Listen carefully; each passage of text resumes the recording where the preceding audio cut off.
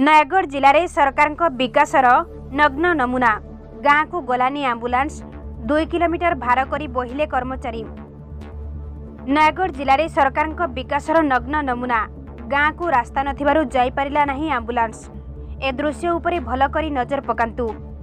विकासर डिमडिम पिटुथिबा सरकार गाँव को रास्ता नथिबा जोगु भारे बुहा हेउछंती रोगी, जहाकु नेई रोगी को 2 किलोमीटर एक खटियारे भार करी बहुछंती आंबुलांस कर्मचारी।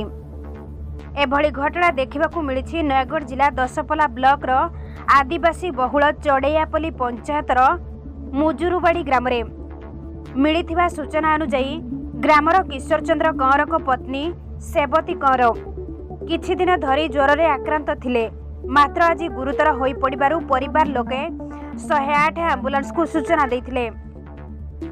हेले गाँ को रास्ता नथिबा हेतु प्राय 2 किलोमीटर दूर रे आंबुलांस टी रहितला। Ambulance driver Rakesh Mohanty, helper Ratnakar Mohanty एवं ईएमटी सुधांशु शेखर जानी चाली चाली गाँव रे पहुंची। शेषे खटिया को भार करी आंबुलांस पर्यंत आनिबा परे सेठारु गाड़ी जोगे दशपल्ला गोष्ठी स्वास्थ्य केन्द्र रे आनी भर्ती करथिले। मात्र बड़ कथा हेउछि राज्य रे योजना परे योजना कार्यकारी होई चलिथिबा बेले एभली आदिवासी बहुल अनेक उपांत ग्राम को रास्ता खंडे निर्माण होई पारुनी। फलरे जरूरी कालीन परिस्थिति रे रोगी नाही नथिबा समस्या